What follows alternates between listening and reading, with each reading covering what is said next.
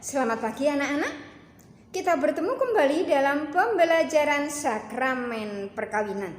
Baik, kita mau buka dulu dengan doa pembuka. Dalam nama Bapa dan Putra dan Roh Kudus. Amin. Allah, sumber segala kasih, Engkau telah menciptakan manusia sebagai pria dan wanita, agar keduanya saling melengkapi dan mengembangkan. Engkau memanggil mereka menjadi satu daging, dan Kau ikat mereka dalam sakramen. Semoga melalui pembelajaran hari ini, kami mampu memahami hakikat perkawinan dalam gereja-Mu yang kudus. Amin. Dalam nama Bapa dan Putra dan Roh Kudus. Amin. Anak-anak, dalam sakramen perkawinan, tadi disebutkan dalam doa pembukaan, itu ada hakikat perkawinan. Hakikat perkawinan itu cinta Kristus kepada gerejanya. Itu berlaku untuk selama-lamanya, seperti kisah dalam cerita yang dituliskan di dalam bukumu halaman 159. Judulnya Cinta Perkawinan yang Tidak Tenggelam. Itu kisah sepasang suami istri, Bapak Strauss dan istrinya yang tenggelam dalam kapal Titanic. Mereka setia, mereka saling mengasihi seumur hidup, sepanjang hidup mereka. Pada pembelajaran hari ini, kita mau mendalami sakramen perkawinan dalam contoh yang dilaksanakan oleh pengantin kembar. Pengantin kembar ini, ya namanya kembar, yang perempuan itu yang kembar. Tetapi kembarnya itu yang satu menikah dengan pria yang lain, yang satu lagi menikah dengan pria yang lain. Bukan berarti dengan anak kembar dengan satu laki-laki, nggak boleh itu. Itu namanya poliandri, anak-anak, dilarang dalam gereja Katolik. Begitu pula poligami, satu laki-laki dan dua perempuan, itu poligami, itu dilarang dalam gereja Katolik. Sifat perkawinan dalam gereja Katolik, monogami, tak terceraikan, satu laki-laki dan satu perempuan. Kita mau lanjutkan bagaimana kisah perjalanan upacara sakramen perkawinan yang dilalui oleh pengantin kembar ini. Mari kita saksikan. Wisata ke Pangandaran, pergi juga ke Jembrana. Kalau ada yang pacaran, silahkan tunggu sampai sarjana. Ayo, siapa di antara kamu yang sudah pacaran? Tunggu sampai sarjana ya.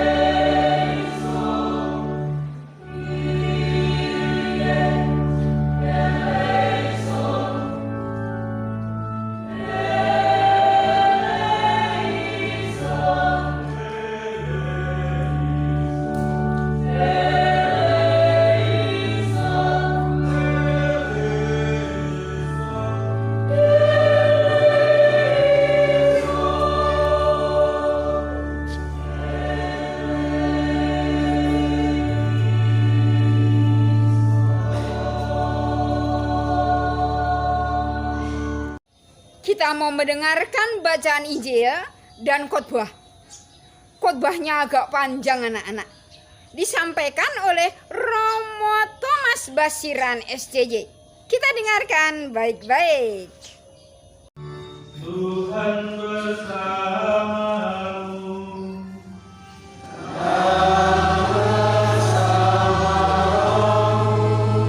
Inilah Injil suci menurut Markus.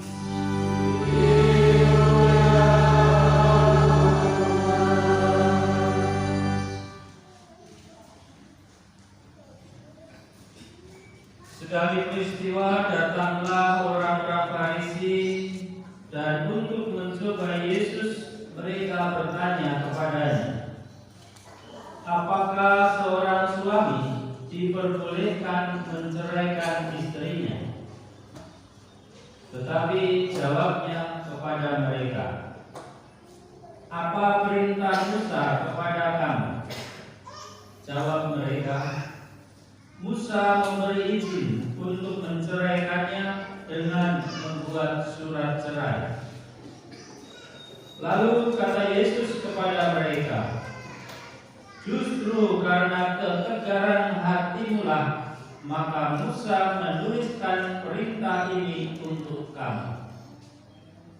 Sebab pada awal dunia Allah menjadikan mereka laki-laki dan perempuan. Dan sebab itu laki-laki akan meninggalkan ayahnya dan ibunya dan bersatu dengan istrinya, sehingga keduanya itu menjadi satu daging. Demikianlah mereka bukan lagi dua, melainkan satu. Karena itu apa yang telah dipersatukan Allah tidak boleh diceraikan manusia. Demikianlah sabda Tuhan. Terpujilah Kristus.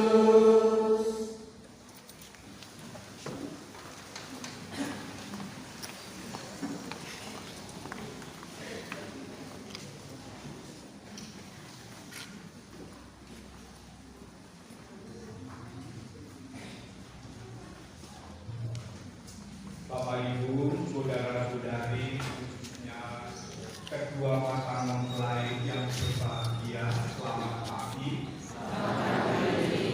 Kalau dalam upacara sebuah perkawinan seperti ini, saya selalu membayangkan bahwa manusia yang hidup itu selalu dinamis dan selalu berjalan. Hidup adalah sebuah perjalanan. Nah, keempat saudara kita yang di depan inilah mereka baru memasuki start awal untuk mulai bergerak berjalan sebagai suami dan istri di dalam lingkungan gereja Katolik dan masyarakat. Tetapi kita jangan lupa bahwa sebelum kita berjalan, kita mesti harus punya arah, punya tujuan. Kalau kita belum punya tujuan kemana yang dituju, jangan sekali-kali mulai berjalan. Kalau ditanya, boleh ada yang di empuh lah, pokoknya pakai sikil, mau gendel. Gitu? Jadi kalau kita mau berjalan, kita punya tujuannya kemana? Apa yang kita capai dengan jalan ini? Walaupun kadang-kadang, walaupun sudah tahu tujuannya kemana, bisa saja kita tersesat atau kebablasan. Kemarin juga ada cerita, adik saya dari sana mau ke Mekarsari, kebablasan sampai ada negara. Kebablasan, boleh saja tidak apa-apa. Tetapi menurut saya dia bijaksana, dia berhenti tanya orang, di mana Mekarsari, saya mau bisa pun mas, 12 aduh, tidak apa-apa, kembali. Jadi kalau kita menuju suatu perjalanan kita terlanjur kebablasan atau kita tersesat, jangan pernah berhenti bertanya. Dan setelah bertanya berbaliklah kepada tujuan yang benar. Kalau kita bablas nekat saja ya hilang. Ya nggak akan ketemu tujuan kita kemana. Kemudian belum tapi belum. Jadi kita kalau mau berjalan harus punya tujuan. Soal jalanan yang dipilih jalan elek apa ya terserah, lakoni. Nah ini bayangan saya untuk keempat saudara kita ini, kebetulan yang cewek masih ponakan saya sendiri. Saya ingin menggambarkan bahwa kalian berempat hari ini baru start, belum berjalan, baru akan melangkah. Dan dalam langkahmu pasti di depanmu kalian tidak akan menemukan everything is running well bagi kalian. Mungkin ada kikil yang nyangkut di jempol, ada kuku yang menggelapkan mata. Jadi harus kita lihat. Maka dari itu kita pun sejak lahir sebagai anak manusia, kita diberi kebebasan mutlak untuk menentukan jalan hidup yang akan kita tempuh. Jalan seperti apa? Kalau saya main itu memilih jalan menjadi imam, walaupun benderanya berbeda. Ada juga di sana juga memilih jalan panggilan lain. Bapak Ibu yang sini juga dalam panggilan. Maka hari ini keempat saudara kita ini secara yuridis dan bahkan saya katakan definitif, Beni Lisa, Markus Lisa, mereka akan menyatakan memilih satu wujud jalan hidup yang akan dijalani sebagai orang beriman Katolik di tengah dunia yang penuh dengan tantangan ini. Maka dari itu Bapak Ibu Saudara sekalian, kita sebagai orang yang beriman Katolik akan memahami dan yakin bahwa membangun hidup berkeluarga itu salah satu wujud realisasi dari seseorang yang memilih jalan hidup yang akan dilakoni di hari-hari berikutnya. Itulah yang namanya dinamika perjalanan hidup. Mereka memilih jalan menjadi suami dan istri dalam lingkungan gereja dan juga dalam lingkungan masyarakat ini. Karena gereja memahami bahwa perkawinan adalah panggilan, maka kita harus menempatkan perkawinan bukan semata-mata keinginan manusiawi belaka yang kadang diwarnai apa yang namanya romantisme seksual belaka. Bukan. Karena kita memandang panggilan, maka perkawinan Katolik selalu melibatkan Allah di dalam kehidupan. Allah terlibat, Allah hadir, Allah ada di dalam perjalanan sebuah perkawinan ini. Soal prosesnya dulu bagaimana Beni ketemu Lisa, Markus ketemu Lita, itu bukan mereka. Tuhan memberkati kalau niat baik itu yang mau diperjuangkan oleh mereka. Oleh karena itu Bapak Ibu Saudara sekalian, ada beberapa hal yang ingin saya tegaskan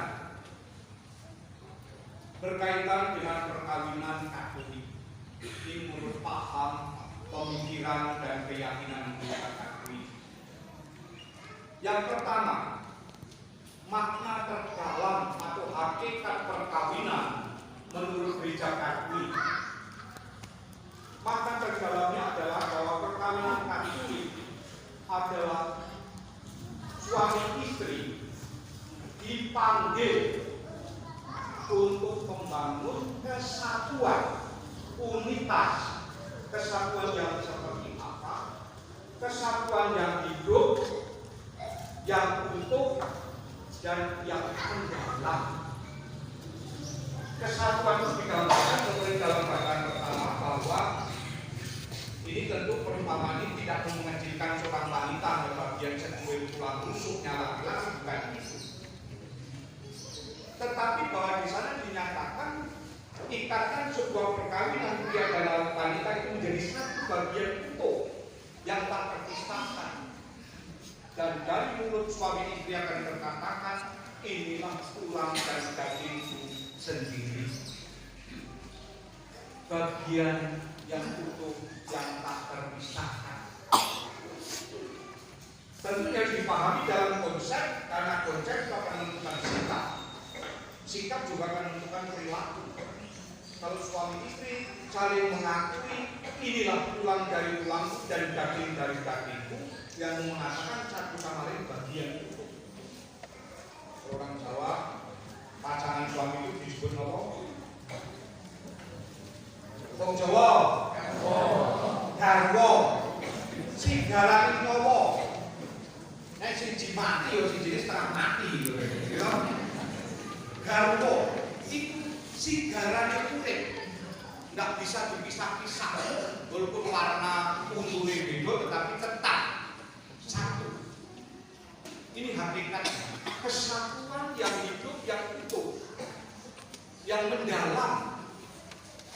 Bukan hanya kesatuan yang mengambang di permukaan penuh dengan basa-basi di tengah dunia penuh kemunafikan ini. Itu yang pertama. Yang kedua, ciri perkawinan Katolik atau sifat perkawinan Katolik adalah monogam. Artinya satu pria dengan satu wanita. Monogam, ngurusi di orang podal ngurus loro. Nah, ini Pak menekankan adanya perkawinan yang monogam, yang satu dengan satu. Maka di gereja Katolik tidak mengenal pola pemikiran perkawinan yang poligami. Kalau ada itu dan Katolik. Jadi monogam adalah satu dengan satu, dan sekaligus kesatuan itu tidak terceraikan kecuali oleh kematian. Nah, kesatuan itu yang digambarkan seperti kesatuan tulang rusuk di dalam tubuh seorang laki-laki. Harus ada keutuhan dan tak terpisahkan. Dan tulang rusuk ini juga menggambarkan bahwa perkawinan kalau sampai terjadi tulang rusuk wong liya mlebu, itu pasti akan menyakitkan dan akan membekas. Maka ini sebenarnya gambaran perumpamaan itu menggambarkan bahwa perkawinan Katolik adalah perkawinan yang suci, yang harus dipelihara dan sampai terjadi apa yang namanya perselingkuhan. Zaman sekarang janjiran perselingkuhan elektronik itu sudah marak. Tahu perselingkuhan elektronik? Turu bareng tapi chatting karo wong dunya liya. Jadi turu bareng tak amben, tapi siji chatting ke dunia lain sampai netek-netek liyane loro ketemu ora dirungokke. Kan selingkuh elektronik. Ada kan begitu? Oh, berada di orang.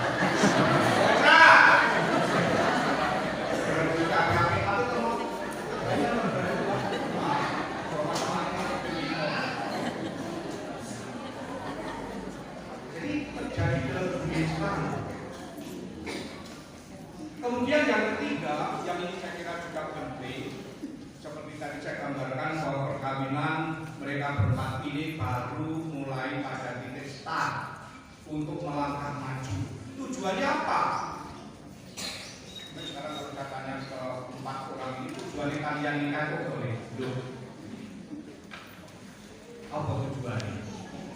Kurang tidur. Ingat itu tandanya murado.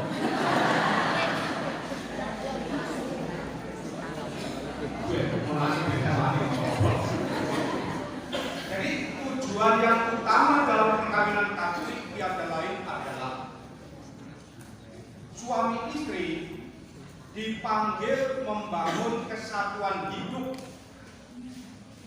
Untuk apa? Nah, itu tujuannya untuk apa? Untuk saling membahagiakan. Jadi kunci pertama, Anda, kalian masing-masing akan hari ini memulai perjalanan hidup sebagai suami. Tujuannya nggak usah neko-neko. Tujuan utama adalah untuk saling saling membahagiakan. Kata saling ini penting. Kalau menuntut aku harus bahagia, kamu terserah. Enggak. Saling membahagiakan. Nah, ini kuncinya. Maka bagi gereja Katolik, hasilnya anak bukan tujuan perkawinan, tetapi perkawinan Katolik tetap terbuka. Hadirnya anak sebagai buah dari kesatuan hidup yang mendalam, yang utuh itu. Jadi tujuan utamanya bukan soal ngebagi dunia dengan anak sudah bukan. Dan anak pinter-pinter sih lumayan, mana itu terus umbelen terus. Kadang-kadang ibu itu kalau punya anak beli, kadang-kadang aduh, anak lo nakal. Dari makan bu, kayak di video, dua anak seneng main dan umbelen, atau anak yang aktif dan yang saya bertanya, pilih ibu. Main gue goblok, pilih dua anak umbelen. Kira-kira goblok, pentok belum pilih dan buruk gitu. Tetapi saya kira bukan. Maka dari itu, bagaimana kita akan menunjukkan tujuan utama saling membahagiakan itu? Saya kira ada beberapa hal yang harus disadari, terutama oleh tempat tunangan saya ini. Yang pertama, kalau untuk saling membahagiakan, maka seorang suami istri setelah menjadi suami istri, baik 4 orangnya itu yang ada di sana, monggo. Jangan berbuat sesuatu, jangan melakukan sesuatu bila itu tidak membahagiakan pasangannya. Kalau selama ini bisa kita itu senangannya TikTok. Apakah nanti setelah punya suami hanya TikTokan terus? Apakah itu membahagiakan suaminya bahagia juga? Oh, gitu. Contoh kecil saja. Apakah itu membahagiakan? Waktu itu TikTok atau TikTok. Nah, apakah itu membahagiakan? Kalau tidak, stop. Yang kedua, seorang suami atau istri harus, ini hukumnya wajib untuk melakukan sunnah. Tahu deh bedanya wajib dan sunnah? Tahu? Nek wajib orang dijalani lebu neraka yang terasa. Kalau sunah dijalani yang datang ke berkat ora ya ora.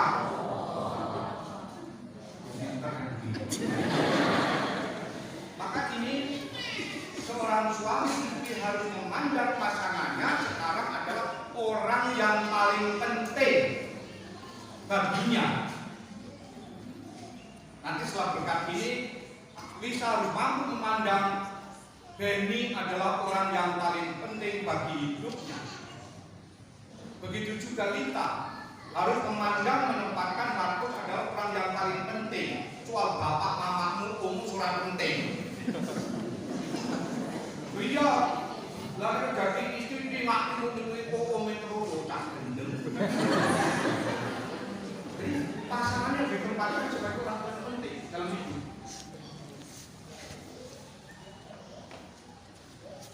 Dan yang ketiga, saya kira ini juga perlu, seorang suami atau istri harus selalu peduli.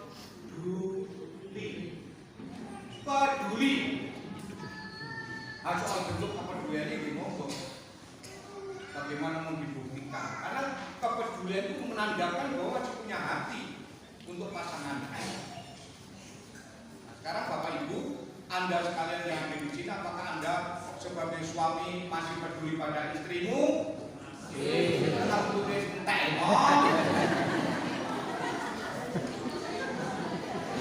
ini tidak diumumkan marah-marah ini. Kan bencana itu. Dulu itu menunjukkan. Nah, kepedulian terserah bentuknya apa. Wong suami istrinya semua juga dikira sama, gitu. Juga semuanya waktu diambil kalau semuanya saya ketahui kita. Peduli. Tanda kepedulian silakan apa yang bisa dibuat. Poin terakhir, ada 4 hal yang seringkali menggerogoti keutuhan, kesetiaan, dan keharmonisan, terutama dalam kehidupan berkeluarga. Ini penting. Tolong kalian berempat ingat ya, orang itu baru karena itu kopi. Yang pertama, jangan menyalahkan pasangannya tanpa alasan. Ojo nyalahin pasangannya nek ora ono alasan. Tahu maksudnya? Jadi kalau ada alasan oke disalahkan, tapi kalau nggak ada alasan jangan. Ojo serba pasangan kok salah di mata suami atau istri, enggak boleh. Jangan menyalahkan kalau tanpa alasan. Kalau ada alasan oke. Nakal kurang. Yang kedua, jangan mengkritik pasangannya tanpa memberi solusi. Kritik boleh, tapi saat kritik harus memberi jalan ke keluarnya.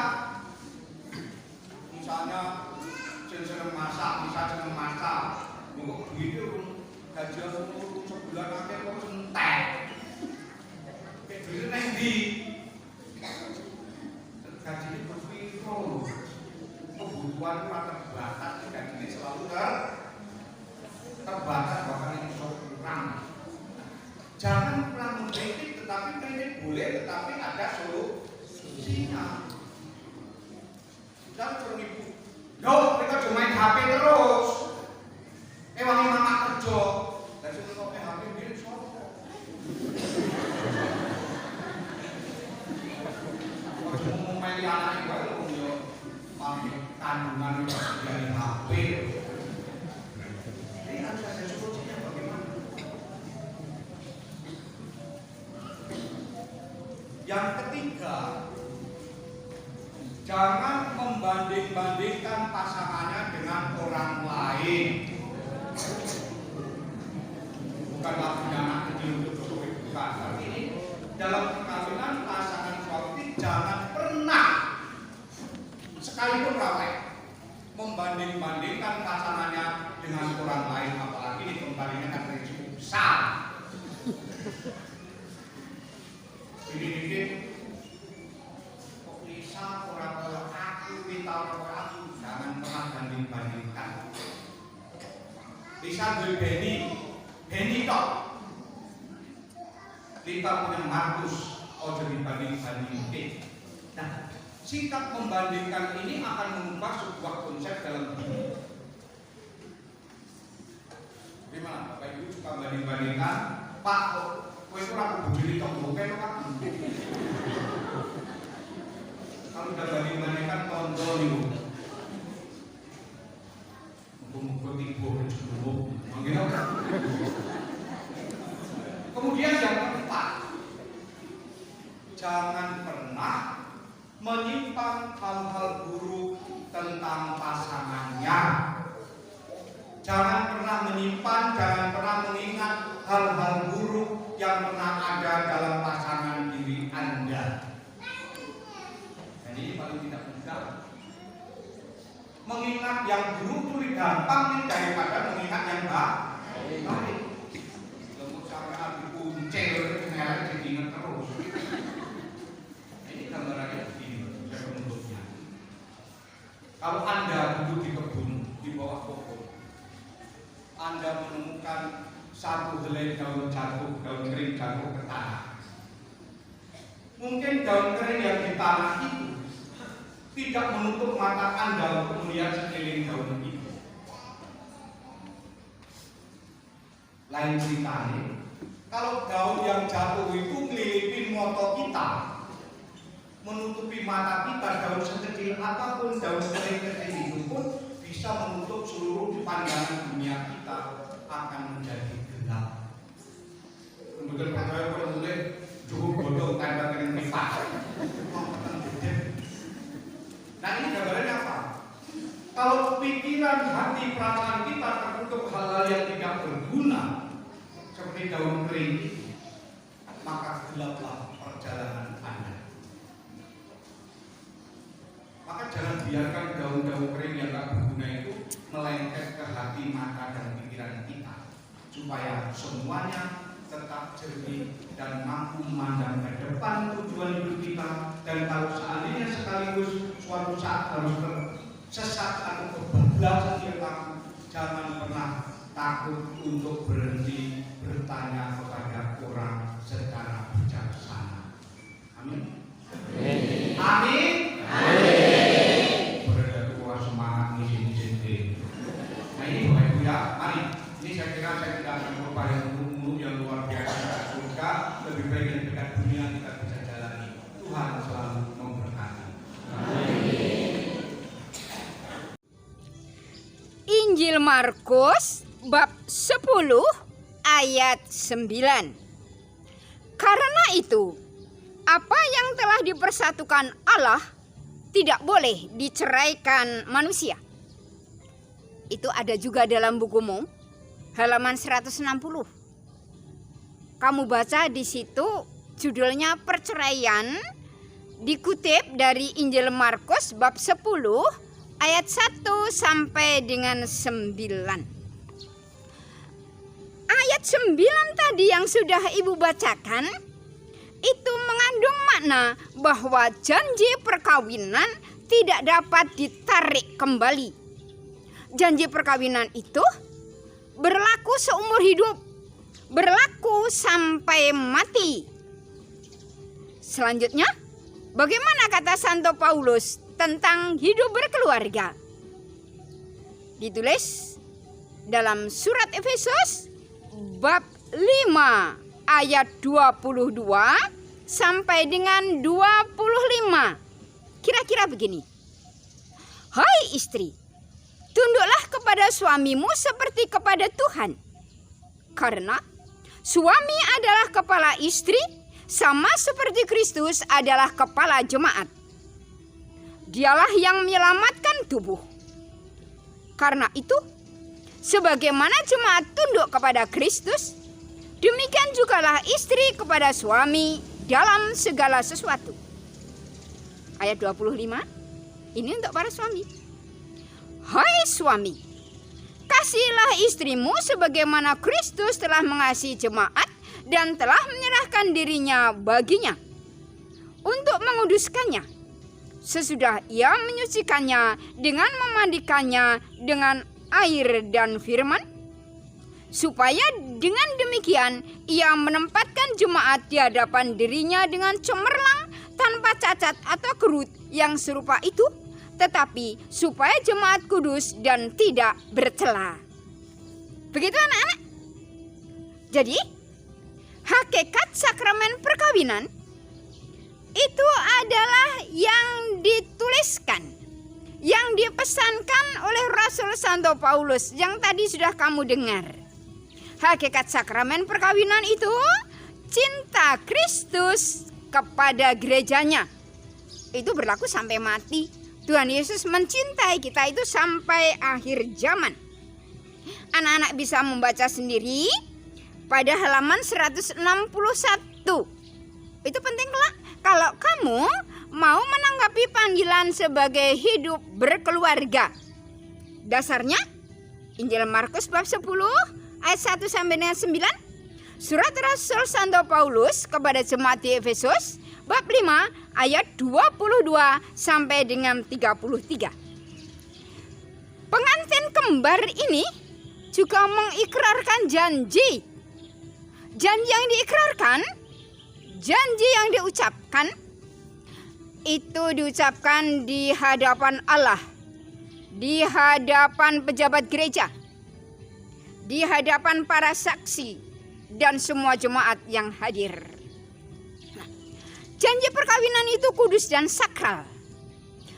Janji perkawinan itu tidak dapat ditarik kembali.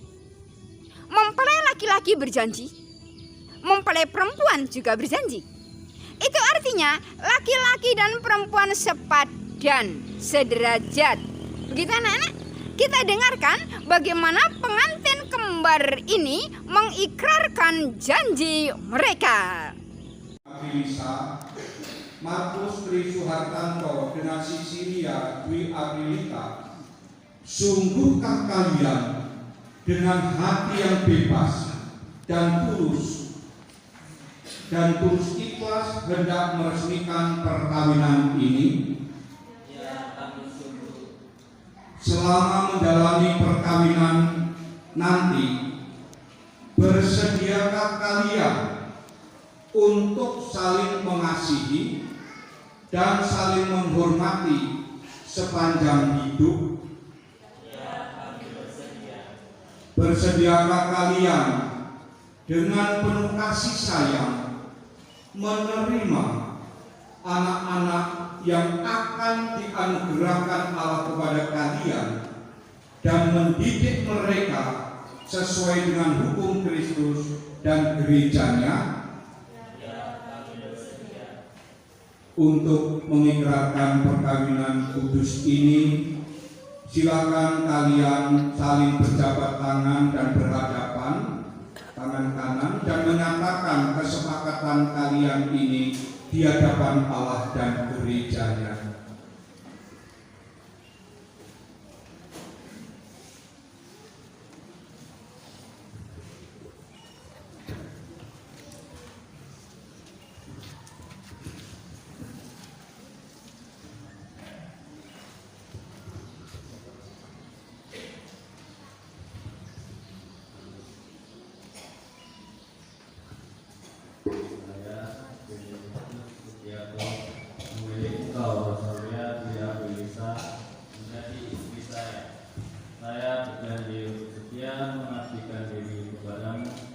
Dalam untung dan malam, di waktu sehat dan sakit, saya mau mengasihi dan menghormati engkau sepanjang hidup saya.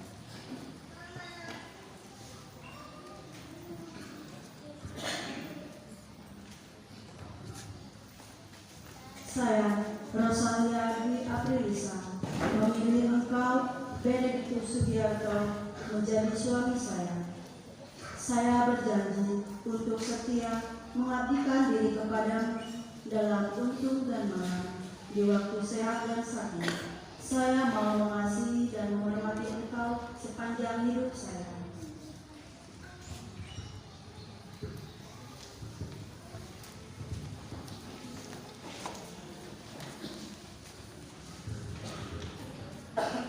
Saya, Markus Tri Suhartanto, memilih engkau, Sisilia Dwi Aprilita, menjadi istri saya.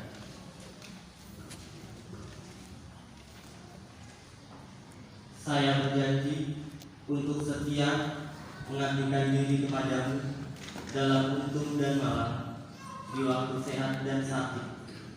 Saya mau mengasihi dan menghormati engkau sepanjang hidup saya. Saya, Sisilia Dwi Aprilita, memilih engkau, Markus Tri Suhartanto, menjadi suami saya. Saya berjanji untuk setia mengabdikan diri kepadamu dalam untung dan malam, di waktu sehat dan sakit. Saya mengasihi dan menghormati engkau sepanjang hidup saya. Atas nama gereja Allah, di hadapan para saksi dan umat Allah yang hadir di sini, saya menegaskan bahwa perkawinan yang telah diresmikan ini adalah perkawinan Katolik yang sah. Semoga bagi kalian sakramen ini menjadi sumber kekuatan dan kebahagiaan yang telah dipersatukan Allah, janganlah diceraikan manusia. Amin. Marilah memuji Tuhan. Syukur kepada Allah.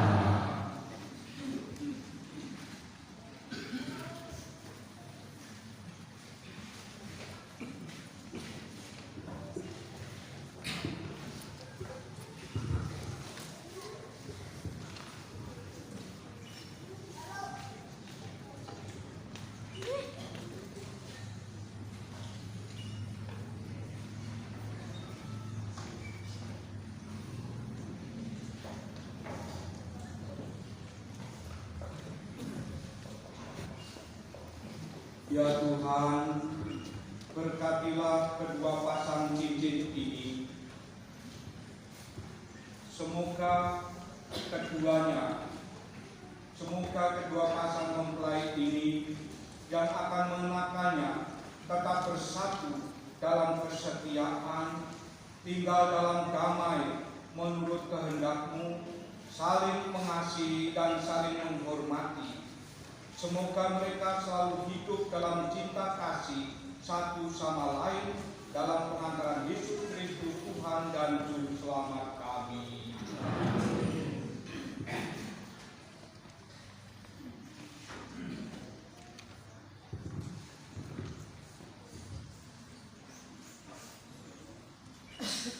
Benediktus Sugiarto dan Markus Tri Suhartanto, kenakanlah cincin ini pada jari istrimu masing-masing sebagai lambang dan cinta kesetiaanmu seumur hidup.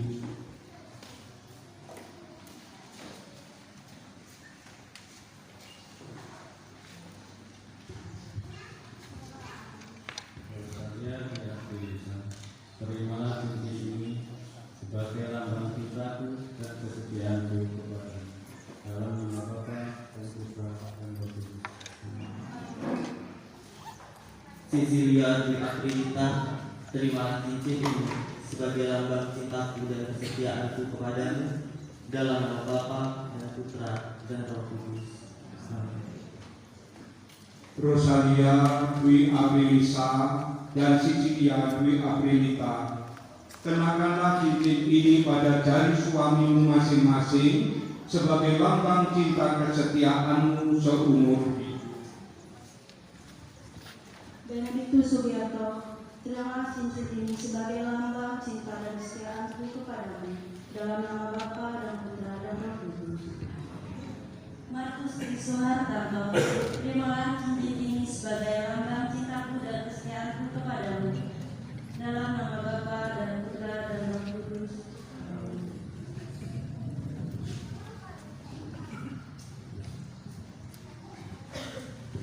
Benediktus Sugiarto dengan Rosalia Dwi Aprilita dan Markus Tri Suhartanto dengan Cecilia Dwi Aprilita yang berbahagia, sebagai tanda bakti kepada orang tua kalian, sudah sepantasnya lah kalian mengucapkan terima kasih atas semua yang telah kalian terima selama ini, dan mohonlah doa restu kepada orang tua untuk memulai membangun keluarga kalian masing-masing.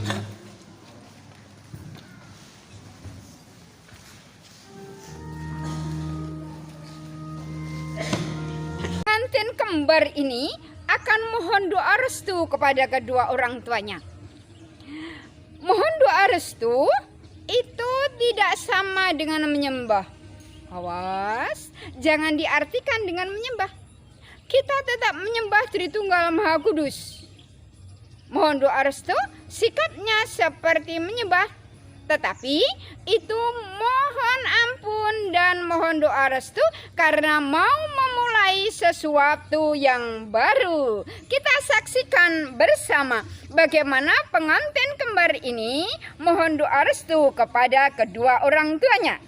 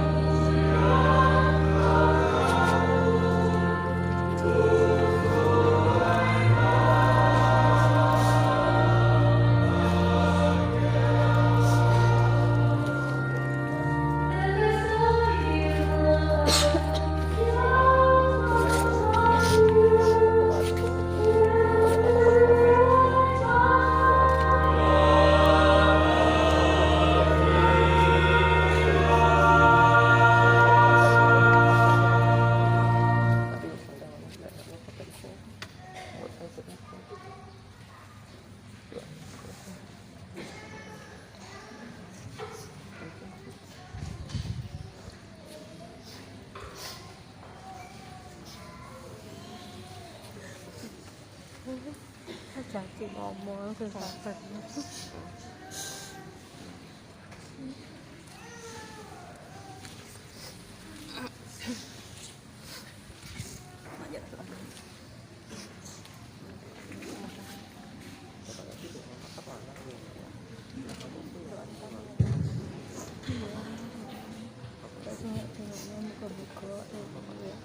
Sabar ya.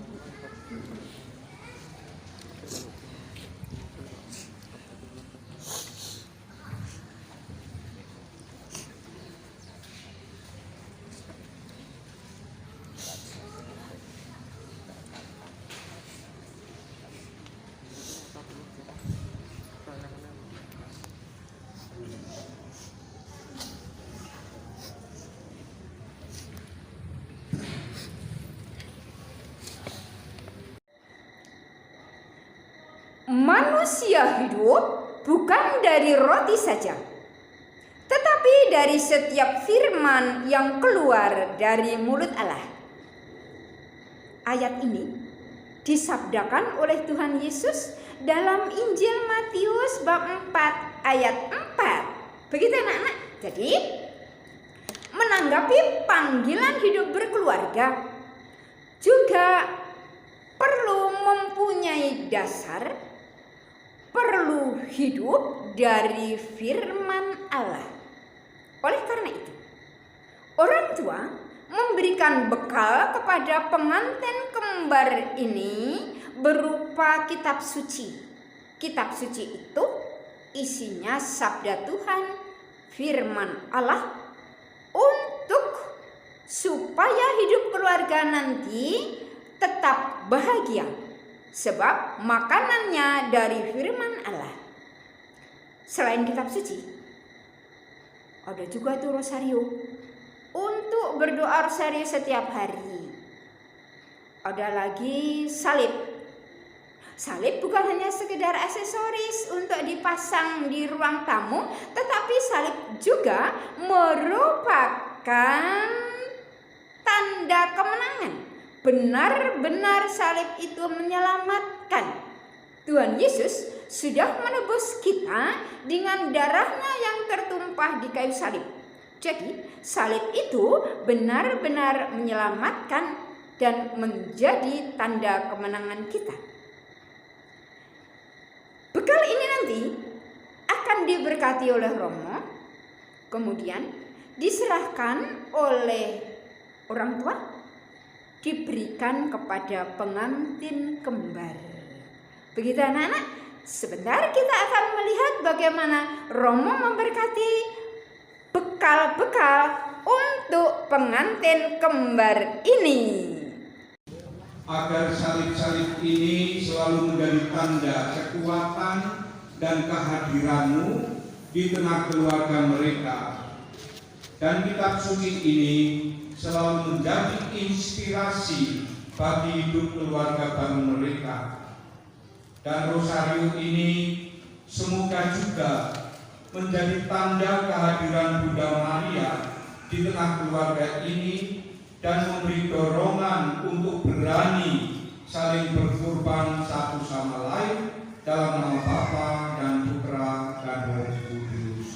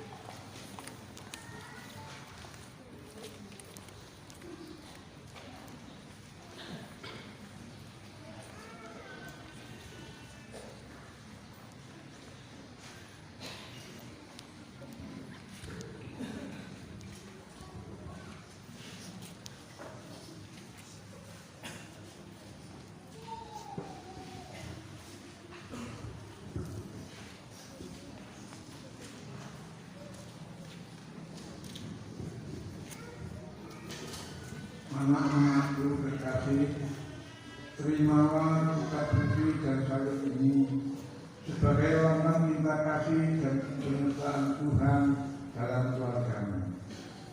Bacalah selalu kitab suci ini dan pergunakan sebagai pegangan hidup kalian. Berdoalah di hadapan salib Tuhan ini saat kau bahagia maupun saat percobaan melanda tercela keluargamu. Yakinlah dalam setiap doamu, maka Tuhan akan melimpahkan berkat-Nya. Terimalah pula Rosario Bunda Maria agar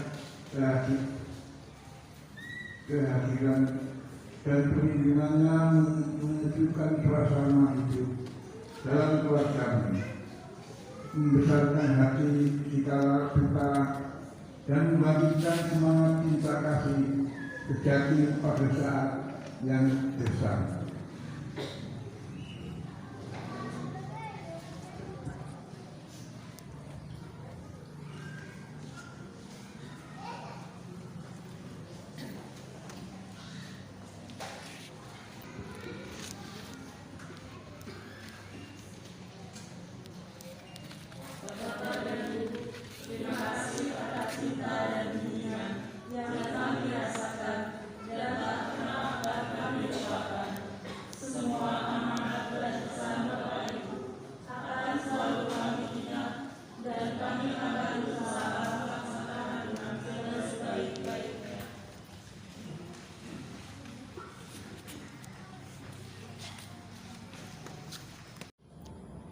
Untuk selanjutnya, lagu penutup.